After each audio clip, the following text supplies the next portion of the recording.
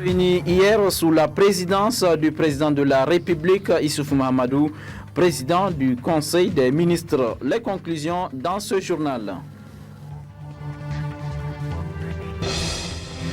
Tournée du président de la section du MNSD de Zender dans plusieurs départements de la région. Écho dans un instant.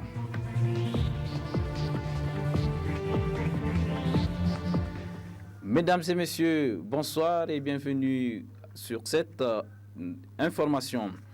À l'occasion du demain 22 mars de la célébration de la journée mondiale de l'eau, le CODAE invite le gouvernement à prendre des mesures d'atténuation pour améliorer la qualité de vie des populations victimes d'inondations et prendre des dispositions pour prévenir les risques dans la ville de Niamey. Assouplir les procédures d'inscription et de branchement sociaux, soutenir fermement la SONIDEP face aux attaques de la partie chinoise de la SORAS, défendre vaille que vaille les intérêts du Niger face aux intrigues du groupe Areva, alléger le coût de la location et celui de l'entretien compteur, accélérer la construction du barrage de Kandaji, mettre fin aux surfacturations d'eau et d'électricité. Fait à Niamey le 22 mars 2014 pour le Ben Kodaye, le président Moustapha Kadi. Cela dit, de nombreuses décisions ont été prises au Conseil des ministres qui s'est tenu hier sous la présidence de Issoufou Mahamadou, président de la République, président du Conseil des ministres. Le point avec Rachida Altine et Jamilou Oumarou. L'importante décision fut d'abord l'examen et l'adoption du document bilan de 3 ans de mise en œuvre du programme de Renaissance, période qui s'étend d'avril 2011 à mars 2014. Au titre du ministère des Affaires étrangères, de la coopération, de l'intégration africaine et des Nigériens à l'extérieur, il s'est agi d'examiner et adopter le projet de loi autorisant la ratification de l'accord de coopération dans le domaine de la défense entre le gouvernement de la République du Niger et le gouvernement de la République fédérale du Nigeria, signé le 18 octobre 2012 à Niamey. Cet accord de coopération a pour but d'établir une coopération en matière de défense entre la République du Niger et la République fédérale du Nigeria afin de préserver et de consolider l'indépendance et la souveraineté des deux États contre les agressions extérieures ou tout autre type de déstabilisation. Au titre du ministère des Enseignements professionnels et techniques, le projet de décret portant création, attribution, organisation et modalités de fonctionnement du Conseil national de l'enseignement et de la formation professionnelle et technique fut examiné et adopté. Ce texte est chargé désormais de faire, entre autres, le bilan des expérimentations en formation continue dans le cadre des projets d'établissement, de contribuer au développement des filières. Au titre du ministère de l'Équipement, le projet de décret portant acte de cessibilité des propriétés à exproprier dans le cadre des travaux d'aménagement et de bitumage de la route Mouja-Illela-Badaguichiri a été adopté. Les travaux de cette route ont entraîné des démolitions d'immeubles bâtis dans la traversée de certaines agglomérations en vue de restaurer l'emprise de la route et de respecter les normes de construction. Des carrières de latérite destinées à l'extraction de matériaux de construction ont également été ouvertes. C'est pourquoi le Conseil a déclaré cette route d'utilité publique. Hormis les mesures individuelles, le Conseil des ministres a entendu plusieurs communications, celle du ministre d'État, ministre du Plan, de l'Aménagement du territoire et du développement communautaire, relative au lancement des travaux de la construction du chemin de fer. Ce lancement aura lieu officiellement le lundi 7 avril 2014 à Niamey. La même opération est prévue pour le 8 mai 2014 du côté béninois pour une jonction rapide des deux tronçons. Autre communication entendue, celle du ministre d'État, ministre de l'Agriculture, sur la stratégie et le plan d'action d'approvisionnement en intrants pour une agriculture durable. Elle vise un accès régulier à des initiatives de qualité et à un coût compétitif par les producteurs, favorise la mise en place d'un cadre juridique et réglementaire en vue d'assurer les fonctions de contrôle et de suivi de la production, de la commercialisation et de l'utilisation des intrants et matériels agricoles, zootechniques et vétérinaires, ainsi que le renforcement des capacités des acteurs. L'adoption de la CAD et de son plan d'action constitue un indicateur de la satisfaction des conditions du déblocage de l'appui budgétaire de la Banque africaine de développement, BAD. Une communication du ministre de la Justice, garde des Sceaux, porte-parole du gouvernement sur sa participation à la réunion du Conseil des ministres en charge de la justice de l'espace UEMOA a été entendue, ainsi que celle du ministre de l'Hydraulique et de l'Assainissement suite à sa mission dans les régions de Zender, Maradi, Tawa et Dosso, effectuée du 10 au 14 mars 2014. Cette mission s'inscrit dans le cadre du suivi des activités de réalisation d'ouvrages d'approvisionnement en eau potable des populations.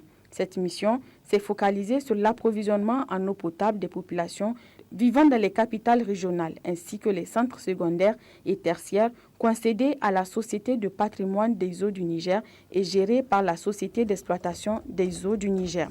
Une communication conjointe du ministre des Postes, des Télécommunications et de l'Économie numérique et du ministre de l'Emploi, du Travail et de la Sécurité sociale relative au phénomène de l'externalisation de plusieurs de leurs activités par les opérateurs de téléphonie mobile privée.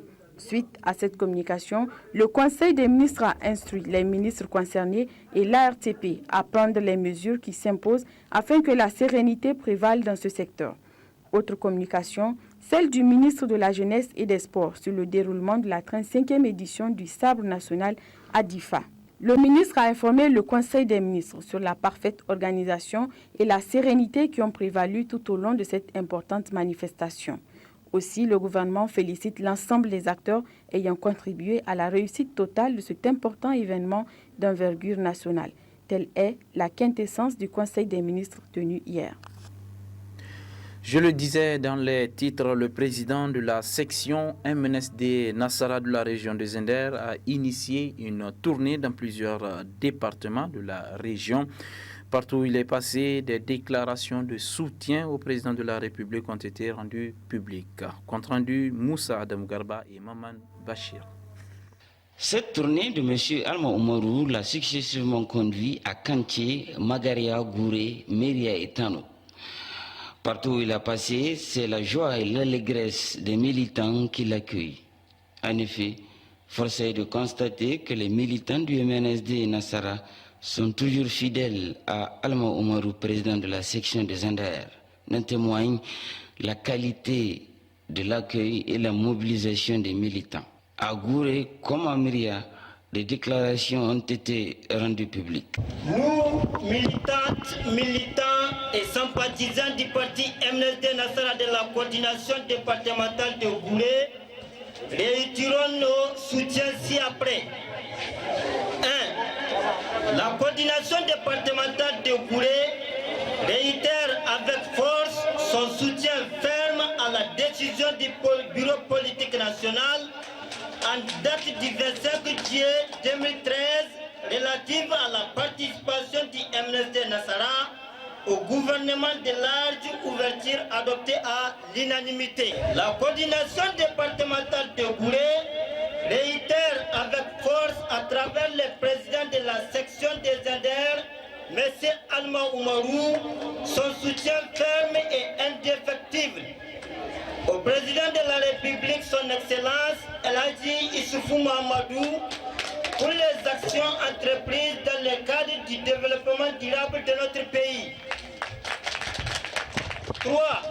La coordination départementale de Gouré réaffirme sa confiance au président de sa section, M.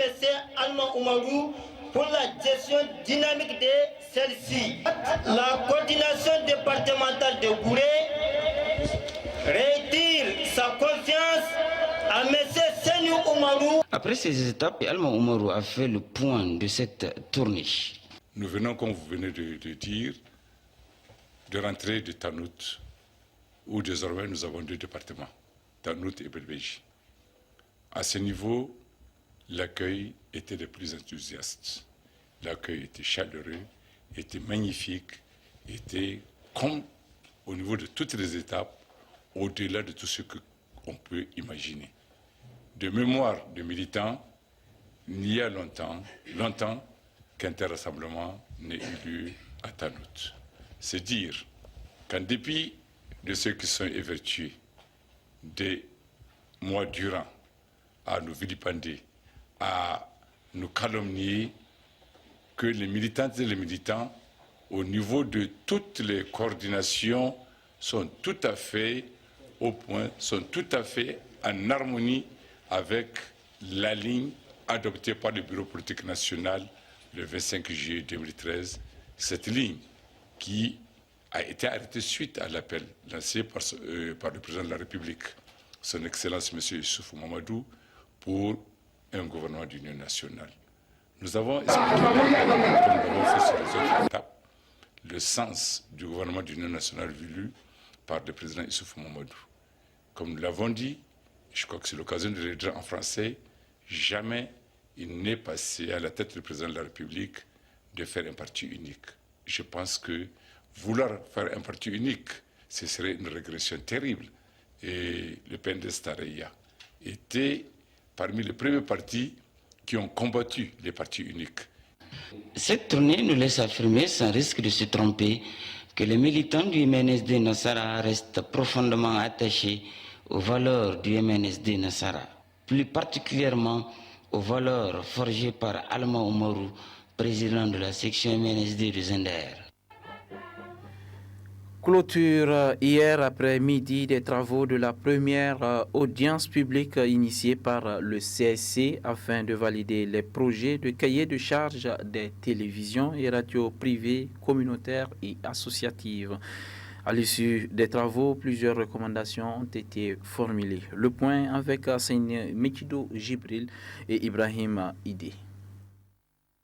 Après 3 jours de vifs débats entre acteurs de la société civile et hommes de médias, la première audience publique de validation des cahiers de charges des télévisions et radios privées communautaires et associatives, initiée du 18 au 20 mars par le Conseil supérieur de la communication CSC, est arrivée à son terme. À travers cette audience publique, le CSC s'est doté des cahiers de charges qui constituent des condensés des obligations qui incombent aux détenteurs d'une autorisation d'exploitation des services de radio ou de télévision. Au nombre de ces obligations, je citerai notamment celles relatives à la propriété des médias, au financement, à la programmation, au respect du principe du pluralisme des opinions et de l'équilibre de l'information, au respect de normes techniques en matière de diffusion, au respect de l'éthique et de la déontologie et à des obligations d'intérêt général comme la protection du jeune public, la solidarité nationale, la coexistence entre les différentes communautés, etc. L'audience publique a aussi permis aux participants de formuler des pertinentes recommandations au CSC. La signature dans les meilleurs délais de l'arrêté conjoint entre le ministère de la Communication et des Relations avec les institutions et celui des Finances pour le recouvrement des redevances sur les fréquences attribuées aux radios et télévisions privées. L'institution d'une subvention publique destinée à soutenir les radios communautaires. Que les collectivités territoriales participent au financement des radios communautaires ou associatives. L'encouragement du mérite, du professionnalisme et de l'excellence, ainsi aussi bien que les journalistes que pour les médias qui se seraient distingués. Avec les cahiers de charges qui viennent d'être validés, le CSC dispose désormais des instruments réglementaires devant lui permettre de régulariser la situation juridique des télévisions et radios privées, communautaires et associatives exerçant sur le territoire nigérien. Fin hier après-midi des travaux de la première réunion des experts du G5 du Sahel. Plusieurs recommandations ont été formulées par les participants. Murtala, Zouberou et Jamilou Oumarou. Après 2 jours d'intenses travaux, la réunion des experts des pays membres du G5 du Sahel vient de prendre fin. Les participants, après avoir relevé les conclusions des travaux, ont formulé des recommandations. À l'issue de la réunion des experts du G5 du Sahel, tenue du 18 au 20 mars 2014 à Niamey, les recommandations suivantes ont été formulées. Les premières recommandations sont adressées aux États membres du G5 du Sahel. D'abord, il faut envisager la possibilité du report de la réunion prévue le 9 avril 2014 à Nouakchott avec l'INOA, compte tenu de l'absence à la réunion des experts du Mali et du Tchad. Deuxièmement, organiser des réunions thématiques de différents secteurs, plus précisément des secteurs de la sécurité et des infrastructures, en vue de finaliser des programmes et projets intégrateurs. Troisièmement, désigner dans un bref délai des points focaux pour faciliter les échanges et la finalisation du portefeuille des programmes et projets. Les recommandations adressées au Niger. Accélérer l'élaboration et le partage du projet de stratégie régionale de sécurité et de développement avec les autres pays du G5 du Sahel. Rendre opérationnel le secrétariat permanent du G5 du Sahel en proposant des projets de texte relatifs à son organisation et à son fonctionnement. Proposer un projet de budget de secrétariat permanent du G5 du Sahel en collaboration avec la Mauritanie. Procédant à la clôture de cette première réunion des experts du G5 du Sahel, le secrétaire exécutif de la SDS Sahel Niger s'est dit réjoui du climat de sincérité, de courtoisie et de compréhension qui a régné tout au long des discussions. Cela a permis d'aboutir à des résultats positifs. Sur la base des constats, je note que la qualité des présentations et la richesse des débats permettent d'affirmer que le processus est bien enclenché et que les engagements pris par les uns et les autres seront scrupuleusement respectés. Aussi, je me réjouis particulièrement de l'intérêt que chacun d'entre vous a porté à cette rencontre, comme en témoigne l'assiduité aux travaux dont vous avez fait preuve et la pertinence des recommandations qui en sont issues. Je voudrais, au terme de mon propos, au nom du président de la République, son Excellence M. Issifou Mahamadou, du gouvernement et du peuple nigérien, réitérer nos sincères remerciements à tous ceux qui nous ont fait l'honneur de participer aux travaux et souhaiter aux uns et aux autres un très bon retour dans leurs foyers respectifs. Cette première réunion des experts du G5 du Sahel, qui regroupe en son sein les pays comme le Burkina Faso, le Mali, la Mauritanie, le Niger et le Tchad, a permis aux participants de faire le point sur les initiatives prises en faveur du Sahel en vue d'évaluer leur pertinence, mesurer leur cohérence propre et s'assurer de leur complémentarité, notamment avec les actions mises en œuvre pour les États concernés. La région d'Agadez et la grande salle de réunion de la Bourse du Travail accueillent les travaux de l'Assemblée générale ordinaire de la Chambre de commerce, d'industrie et d'artisanat du Niger.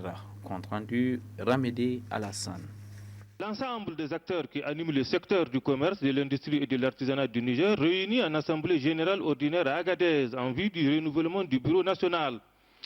Plusieurs ministres ont tenu à rehausser par leur présence l'inauguration des travaux.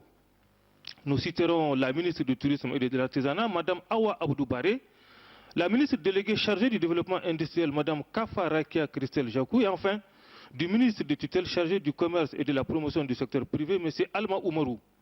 Étaient aussi présents le gouverneur de la région, le sultan d'Elaïr, le maire de la commune et les SG régionaux. Le président de la Chambre de commerce, M. Idi Ango Omar, a prononcé un discours bilan mémorable et émouvant, marqué par une salve d'applaudissements. Je vais tourner la page de cette belle aventure, déclarait-il en substance. C'est pour moi l'occasion de vous remercier en toute simplicité et en toute humilité de m'avoir aidé à faire ce que je devais faire. C'est aussi l'occasion de reconnaître qu'on ne peut présider pendant 16 années aux destinées d'une machine aussi complexe sans heurter certaines sensibilités. Car gérer avec responsabilité, c'est aussi et peut-être surtout décider, arbitrer, choisir et donc prendre le risque de mécontenter. Je voudrais solliciter de ceux qui se sont un jour retrouvés dans cette situation leur indulgence. Je voudrais surtout leur dire que ces décisions l'ont été sans aucune considération autre que celle de l'intérêt du secteur privé en général. J'espère conserver leur amitié et leur estime. Il n'y a pas de plus grande richesse que celle de l'amitié. Il n'y a pas de meilleur atout pour se réussir que celui de l'unité. Mes chers amis, il reste de nombreux défis à relever et ce ne sera pas facile. Mais ce qui est nécessaire ne doit pas être impossible. Ces défis, vous les connaissez parfaitement. Je vous dispenserai de leur énumération pour ne relever que les conditions de leur réussite. Restons unis pour les affronter, déterminés pour les surmonter. Ne perdons jamais notre capacité d'indignation à l'égard des autres et d'autocritique envers nous-mêmes pour réformer. 2 jours durant, les délégués des chambres consulaires ici de toutes les régions de notre pays examineront les points inscrits à l'ordre du jour de cette assemblée ordinaire, au terme de laquelle sortira un bureau avec à sa tête un tout nouveau président. Après 16 ans passés à la tête de la Chambre du commerce du Niger et en cédant volontairement et sans pression son fauteuil, malgré un bilan élogieux, Idi Ango Omar vient d'administrer une leçon de démocratie et d'intégrité plutôt rare. Lancement à Zender d'un nouveau projet de l'ONG Save the Children qui a pour objectif de former près de 200 jeunes des régions de Zender et Maradi. À cette occasion, une cérémonie a été organisée. Moussa Adamou Garba et Maman Bachir. Ce projet qui vient d'être lancé par Save the Children profitera énormément aux jeunes âgés de 12 à 18 mois. Au total, 200 jeunes de la région de Zender et Maradi vont profiter de cette série de formations qui aboutira à des créations d'emplois, car les jeunes formés seront accompagnés et suivis jusqu'à ce stade. La proposition du projet IDS2 est le résultat d'un atelier organisé en mai 2013 à l'occasion de l'élaboration de la proposition complète et d'un diagnostic rapide communautaire effectué par les équipes de l'ONG Save the Children en collaboration avec les partenaires étatiques et non étatiques de la région de Zender et de Maradi. Ce projet reflète également les leçons apprises à travers la mise en œuvre d'un projet pilote que l'ONG Save the Children a mené dans le domaine de la formation et l'insertion professionnelle des enfants des rues de Niamey, en partenariat avec la Direction régionale de la population, promotion de la femme, protection de l'enfant et de la région de Niamey en 2012. Alors, dites-nous, quels sont les objectifs qui sont visés à travers ce projet? L'objectif général de ce projet est de contribuer à la résilience des enfants en situation de vulnérabilité ou de pauvreté par l'insertion professionnelle des enfants pris en charge par les CEJUP sur le marché du travail. Alors, qui sont les cibles? À qui vous vous adressez? Alors, ce projet consiste donc à faire l'insertion de 200 jeunes donc dans le milieu socio-professionnel et économique afin de leur permettre l'insertion à la vie active. Donc, les apprentissages organisés par les CEJUP pour les enfants vulnérables vont se traduire par une embauche ou une promesse d'embauche dans 75% des cas et dans les conditions respectant leurs droits et leur protection. À travers ce projet, nous voulons réduire les phénomènes de maltraitance et d'abus dont sont victimes les enfants dans le milieu d'apprentissage ou même les jeunes enfants travailleurs grâce à la sensibilisation et à la structuration des communautés, des parents, professionnels autour des questions de protection de l'enfant. Ce nouveau projet qui vient d'être lancé permettra sans nul doute à réduire le taux de chômage des jeunes et garantir également l'épanouissement de ces derniers.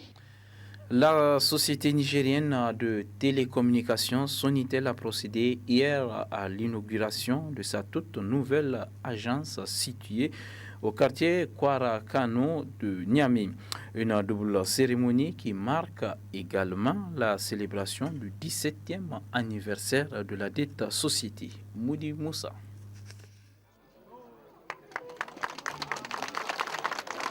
À cœur vaillant, rien d'impossible. Une expression qui trouve justement tout son sens et sa justification à travers cette cérémonie de grand jour organisée en vue de marquer le 17e anniversaire de la Nigérienne de télécommunications, Sonitel. Une cérémonie grandeur nature qui consacre également l'inauguration de la toute nouvelle agence du géant national de la téléphonie, Sizokarchi Kwarakano.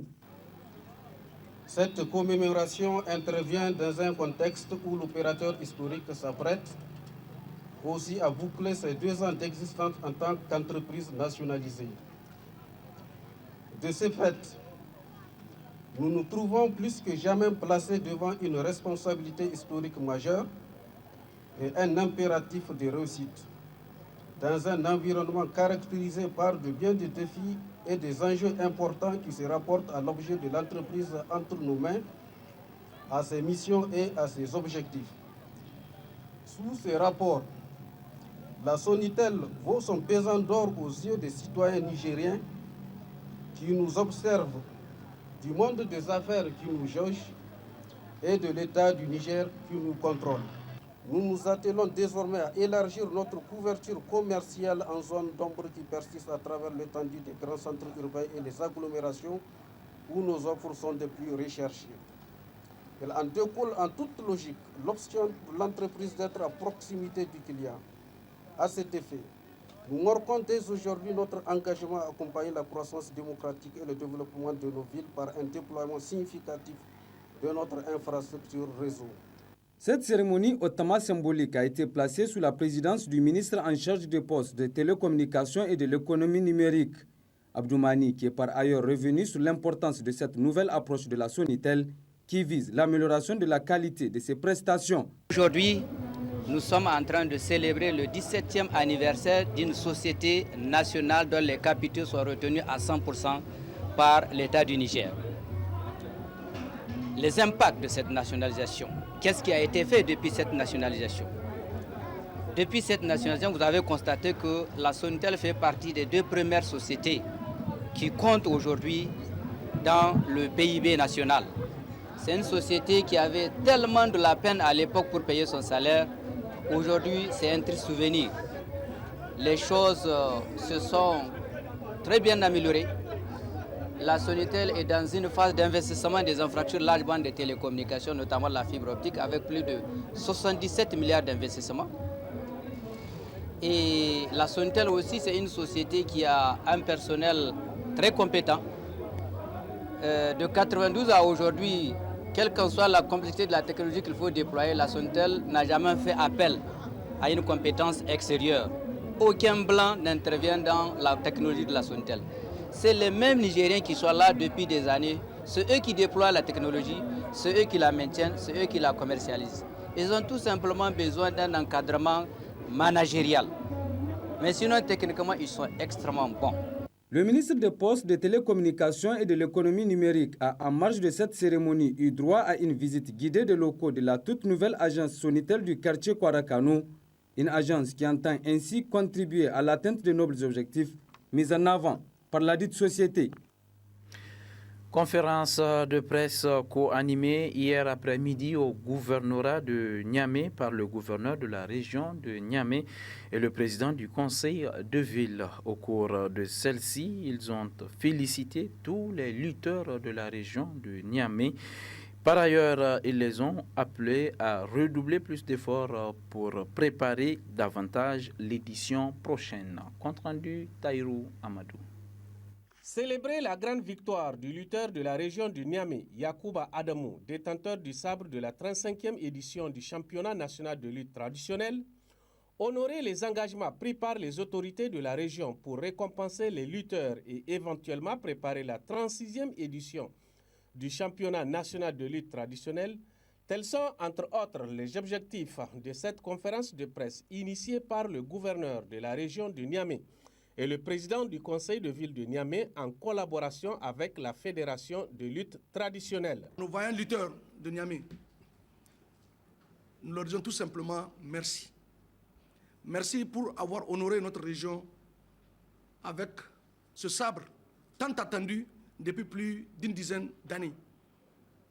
Nous disons merci à Yacoub Adamou et à ses amis, parce que c'est comme ça qu'il faut l'appeler dans une équipe, il faut une certaine amitié, une certaine complicité. Niamey a pris non seulement la première place en classement par région, mais aussi Niamey a pris la première place en individuel et la 3e place que Adamou Abdoulaye a pu nous apporter.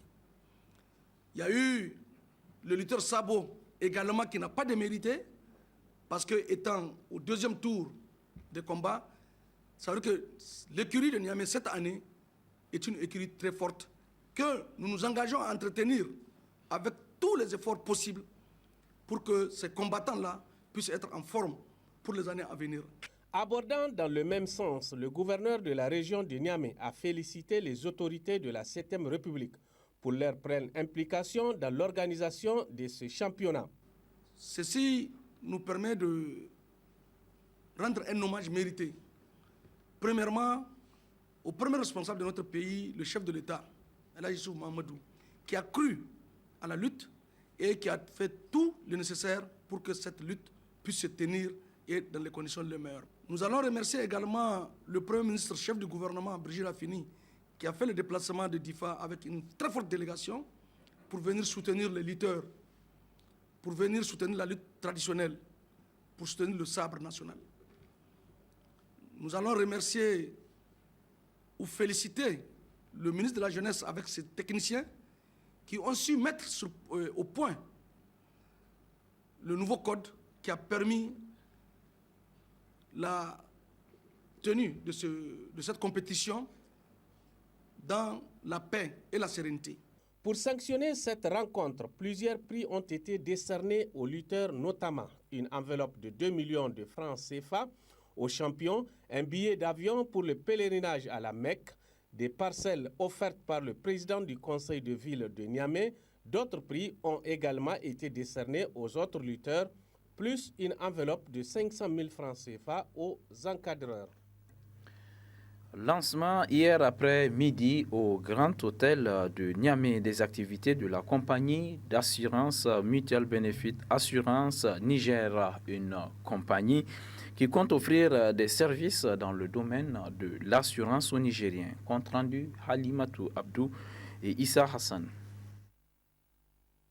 Cette cérémonie marque le lancement officiel des activités de la nouvelle compagnie d'assurance Mutual Benefit Assurance MBA Niger. Cette compagnie, créée sous forme de société anonyme régie par le code SIMA et dont le siège se trouve au Nigeria, a pour vocation de consolider les liens d'amitié entre le Nigeria et le Niger et d'offrir des services dans le domaine de l'assurance. Occasion pour le directeur général du groupe MBA de faire une brève présentation du groupe. Au directeur général du MBA section du Niger de souligner les missions qui leur sont assignées.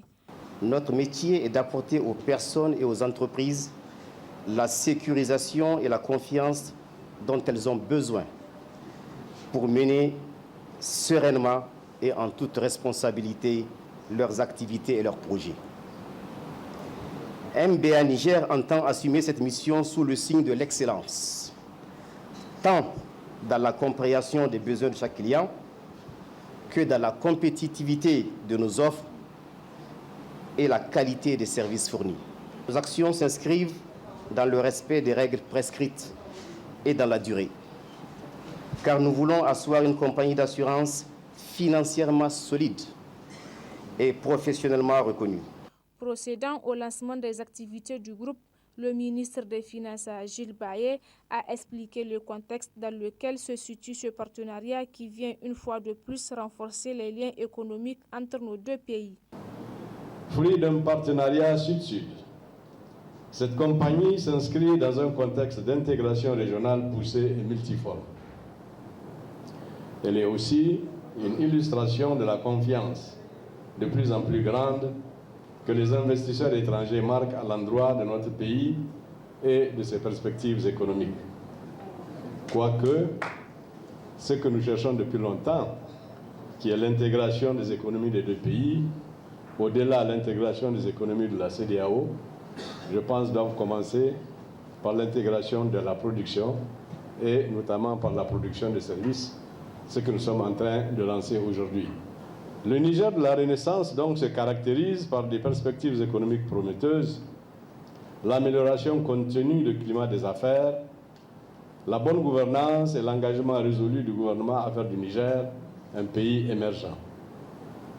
C'est dans ce contexte que nous saluons la création de la compagnie MBA Niger, car, comme vous le savez, l'assurance est un élément clé de l'activité économique.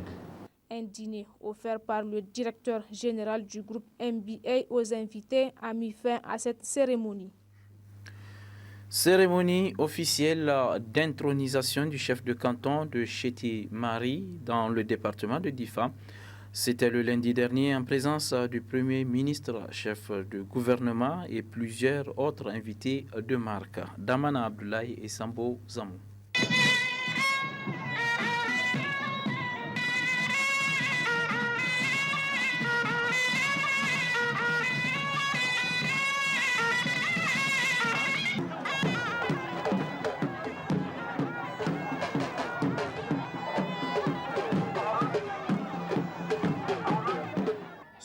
rassemblement des beaux jours de fête illuminés par un spectacle riche en couleurs et en sons traditionnels des populations de Chettimari convergeant sur la place publique marquent leur soutien et loyauté envers leur nouveau chef de canton, Dr Shatima Boukar Shatima Amsagana. Cette cérémonie officielle d'intronisation du premier chef de canton élu démocratiquement, contrairement à tous ses prédécesseurs qui étaient nommés par les pouvoirs publics sur proposition de la famille, a été ponctuée par des réjouissances populaires des troupes culturelles retraçant l'historique de la chefferie du canton avant d'être couronnée par une fantasia des chevaux et des chameaux.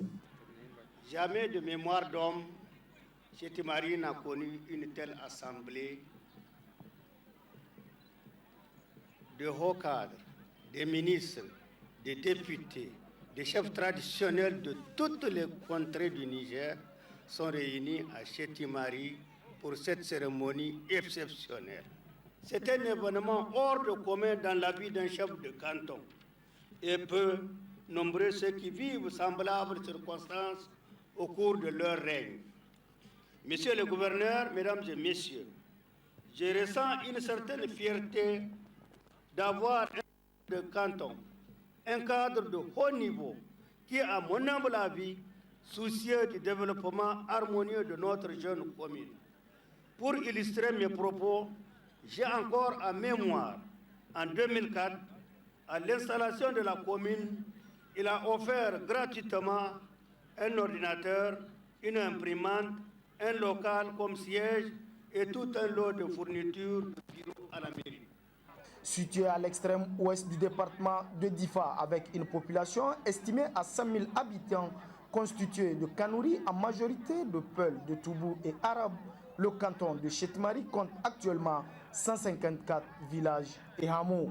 Jadis connu sous le nom de Laon Yerimari, nom du premier chef du site Chettimari, à partir de 1905, le canton s'est vu succéder à sa tête 5 chefs de canton de la lignée de Chettima Malam Amadou. Cikin tarihi na Chettimari yau ga nauli sahi wannan sarki shi annabiyar na farko an naɗa shi 1904 sarkin Borno shi ke ba da takobi da sanda ta sarauta.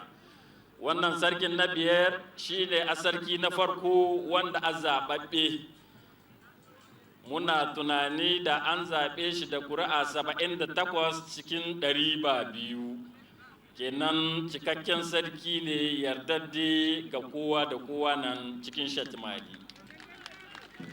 Sarakunan farko sarkin Borno ke zakuwa ya ba da sandan girma. Yau babu sarkin Borno nan, amma akwai jikan sarkin Borno tsaye, shi zai ba da sandan girma. Shi ne gwamnan Difa, jikan ba ari a are. Runja Kanori yono. Kena shi ma diwo shogo ne.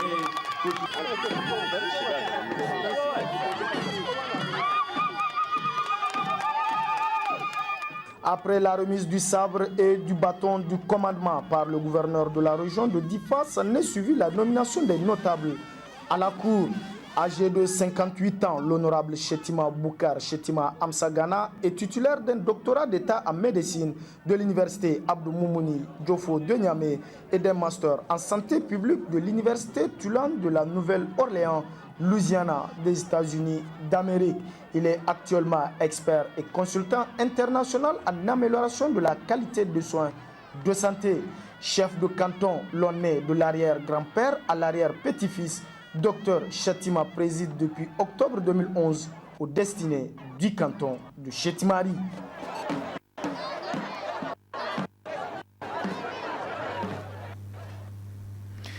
Voilà, ici se referme ce journal. Merci de l'avoir suivi. Excellent début de week-end à toutes et à tous. Au revoir.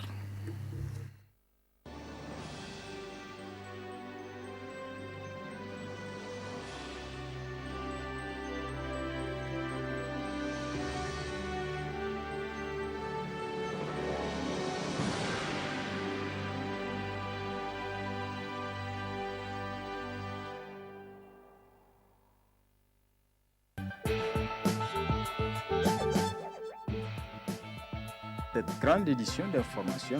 Monsieur, dame, bonsoir. Merci d'avoir choisi la télévision Dunia pour vous informer. C'est une circulation fluide et des conducteurs totalement à l'aise au volant de leur voiture.